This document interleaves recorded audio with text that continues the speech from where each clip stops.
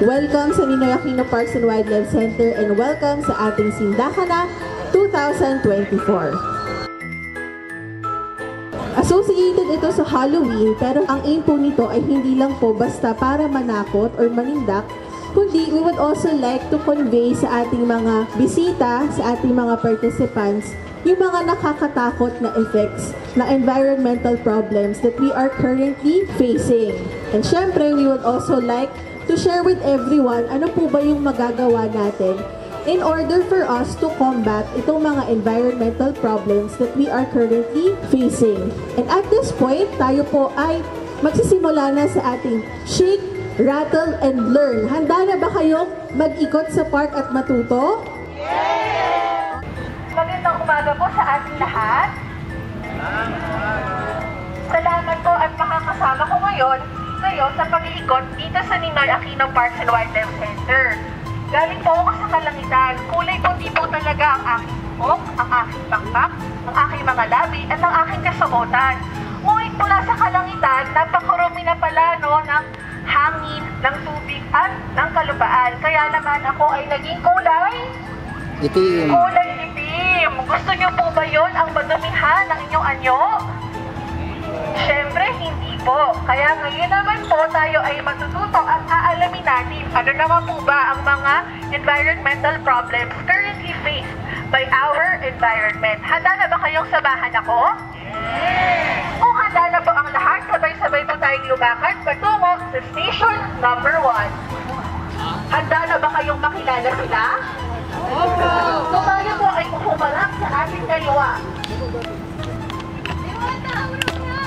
Nakita rin ako, kaibigan. Akala ko ay hindi ko na kayo matatagpuan. Dahil sa mga tao, walang takot na inabuso ang ating kalikasan. Ano bang nangyayari sa ating kapaliwagan? Bakit nauubos ang aking tirahan na ay nawawala na at may tumba na? Buwan bilang ng nakuha at mula sa mga puno. Hindi ko na lumisarin ng aking mga kaibigan. Nahanip ko, sila Katala at sila Rohan.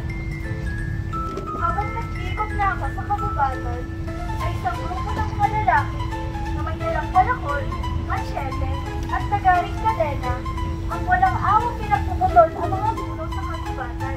So, naging dahilan kung bakit mawawalan tayo ng listahan. Bakit nila ginagawa? Dahil sa kagustuhan nila magkaroon ng pera at mga material na bagay, ay ginagawa nila ang ganitong gawain. Nagpuputol sila ng puno dahil alam nyo ba, ang kahoy ay ginagawa nilang material sa construction at iba pang mga bagay na kapakita-kinabang. Ngunit, hindi nila alam na sa bawat putol ng puno ay pagkawala ng buhay ng mga hayop at iba pang mga nilalang.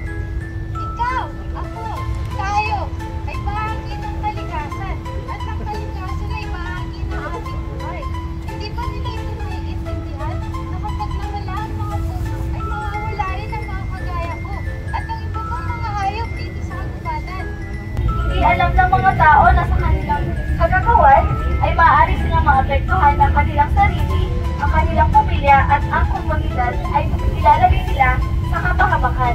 Kaya't naririto ako upang paligbuhayin ang ating kagubatan. Paano po kami nakakatulong, Diwata Aurora? Ipahayag ninyo sa mga tao kung ano nga ba ang kahalagahan ng bawat puno sa ating kagubatan. At syempre, dapat mangalagaan natin ang ating kalikasan. At pahalagahan natin ito na ito ang kalikasan ay hindi lamang para sa atin, kundi para na din sa mga kaibigan nating hayop at iba pang mga nilalang. At sa mga gustong tumulong sa amin upang muling mabuhay ang ating kagubatan, ay maaari ninyong itatak ang inyong mga kamay sa berdeng pangkulay at ito ay sumisimbolo na tayo ay magiging parte at solusyon ng pagbuhay muli sa ating kagubatan. Maraming salamat sa inyo at umaasa kami na kami ay inyong tutulungan na muling mabuhay ang ating kagubatan at ito ay ating alagaan. At bago nga kayo magpatuloy sa inyong paglalakbay, ay meron kaming inihandang konting regalo upang inyong paunin.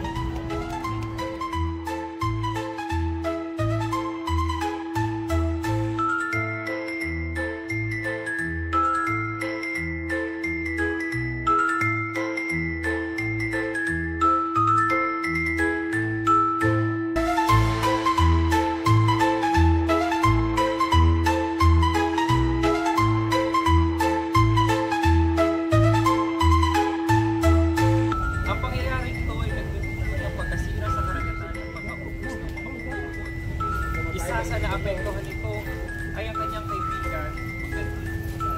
Ang dating masiklang botany ngayon ay tila hirap sa paglamot-dulot ng sakit sa salita ng mga basura. Upang matigil ang patuloy na pagkasira ng kanyang mga basura, nais turuan ni Tias Almas ang tamang pagkatapon ng basura. At para magawa ito, kakailanganin niya ang tulong. Handa na ba kayong makilala si Almas sa Silvia? Magandang araw, mga tao at mga bata. Ako nga pala, Silvia, ang engkanto ng karagatan. Labing ko na nais mong bumisita sa aking karagatan. Subalit sa mga panahong ito ay tila nasira na ang aking tirahan. At alam niyo ba kung ano ang dahilan nito? Ang mga basura. At kilala ko kung sino ang may kagawa nito. Ang aking kapatid na engkanto ng kabundukan. Tila ay tuwang-tuwa siya sa mga likha ng mga tao, ngunit hindi siya marunong magsinop at magtapon ng mga ito sa tamang basurahan. Kaya't ngayon, tulungan ninyo ako at turuan natin ng tamang pagtatapon ang aking kapatid na engkanto. Tara!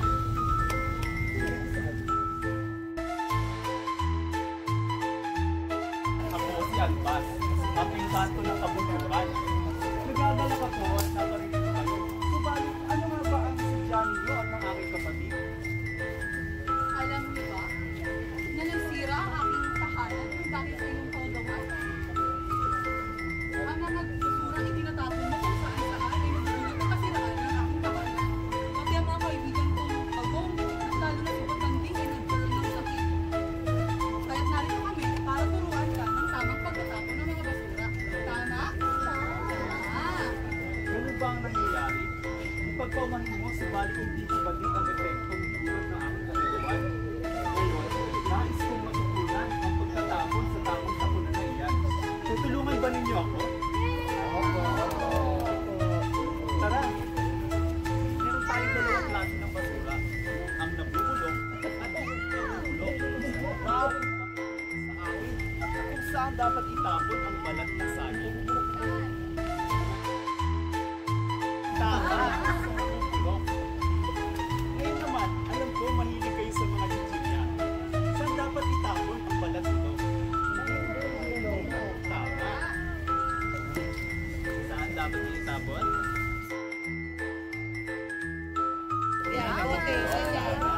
Ang bote, saan dapat itapon? Salamat! Ang papel, may ilan,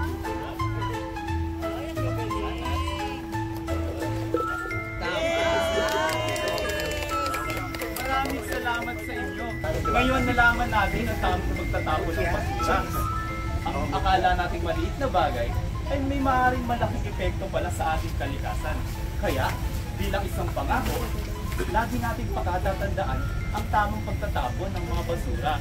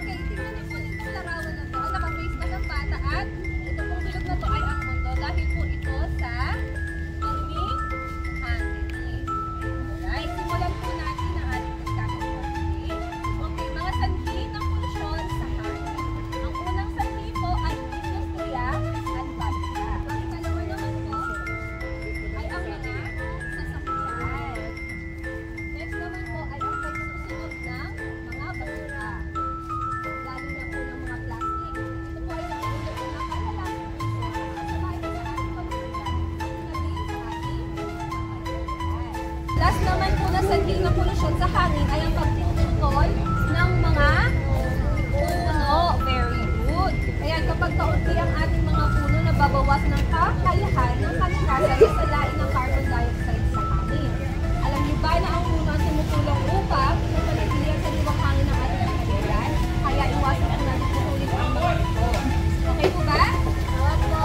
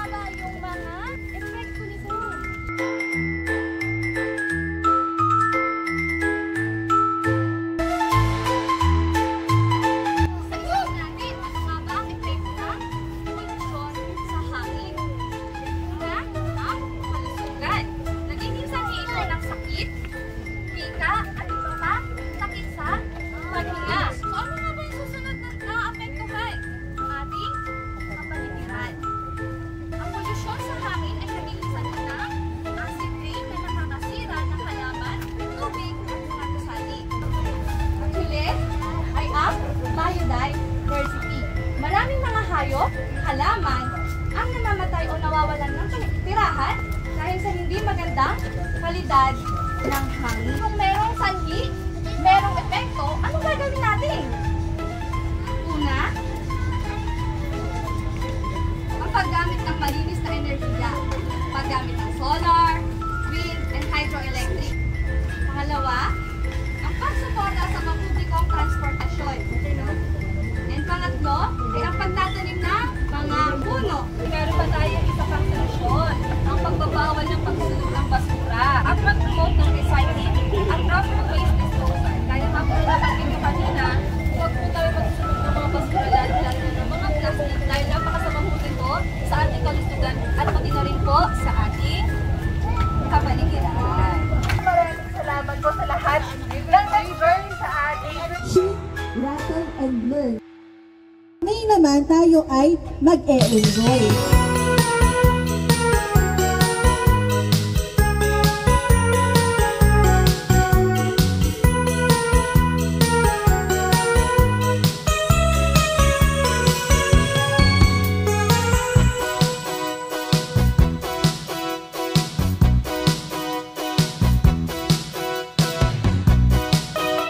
Congratulations to contestant number 11, 6,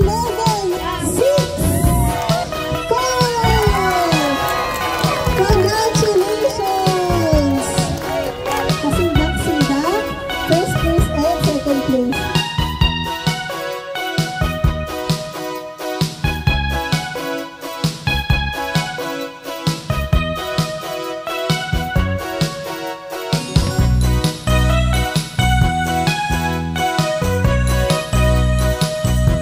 Congratulations to contestant number 4, number 5, number 1.